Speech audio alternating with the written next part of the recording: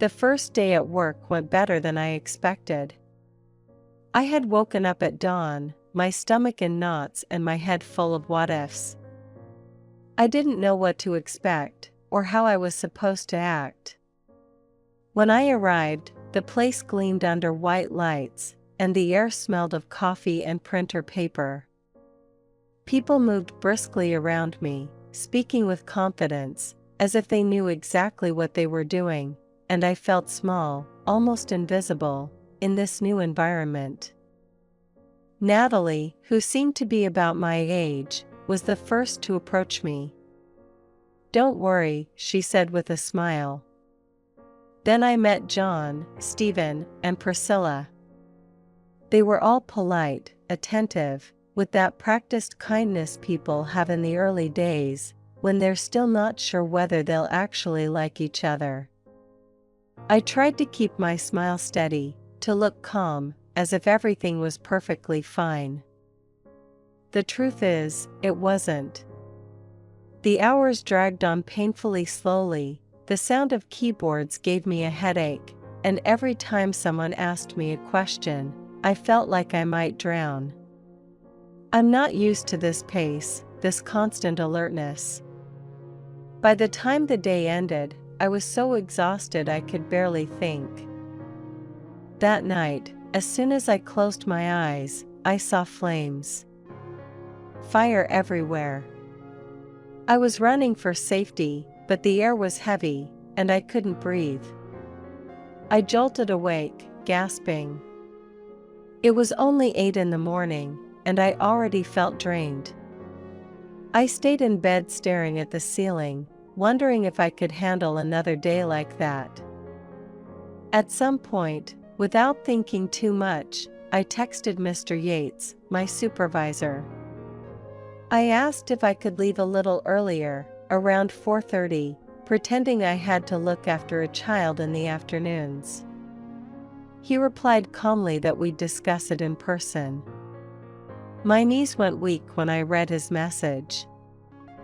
It took me hours to gather the courage to talk to him.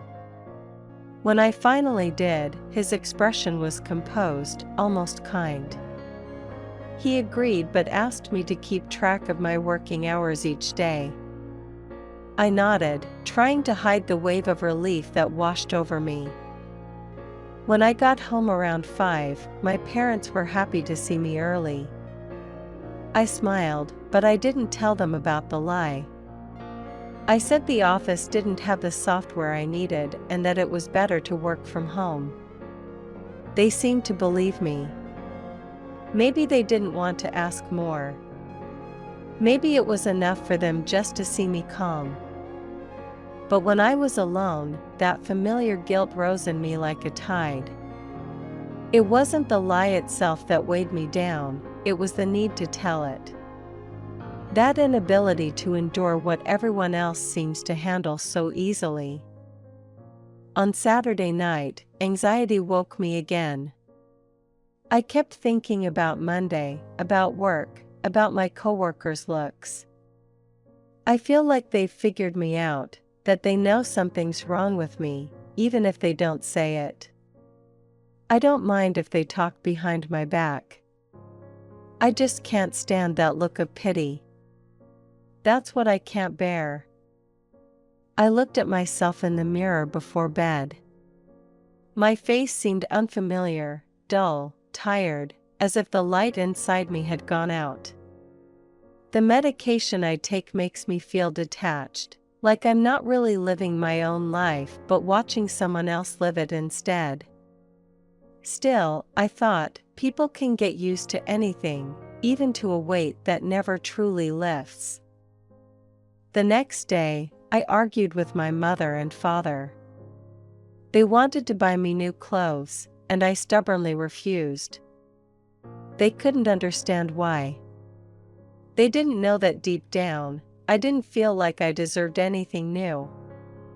They've already spent so much on me. I didn't want them to waste more. I don't deserve it, I kept thinking. I don't deserve it. The new week was approaching, and with it, the same gnawing anxiety. What would they ask of me? What would I have to do? What questions would they throw my way? Even answering the phone feels like climbing a mountain. And to top it off, the weather's turning bad, rain on the way, and I have to start a new medication soon. Everything all at once. Always all at once. Today, though, there were a few bright spots. I had designed some layouts for the department, and Mr. Yates liked them. Stephen, of course, didn't seem thrilled. He's one of those people who always need to be in control, who can't stand it when someone else does something better. Still, Mr. Yates showed my designs to the management team, and they decided to use them to refresh the company's online presence. For a brief moment, I felt proud. A small flame in the dark. He gave me more assignments and told me I could work from home for a while.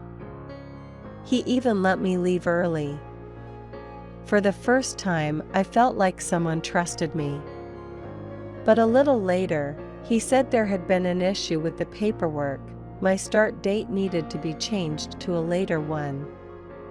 It doesn't affect anything, he said, but I still felt as though I'd done something wrong without knowing what it was.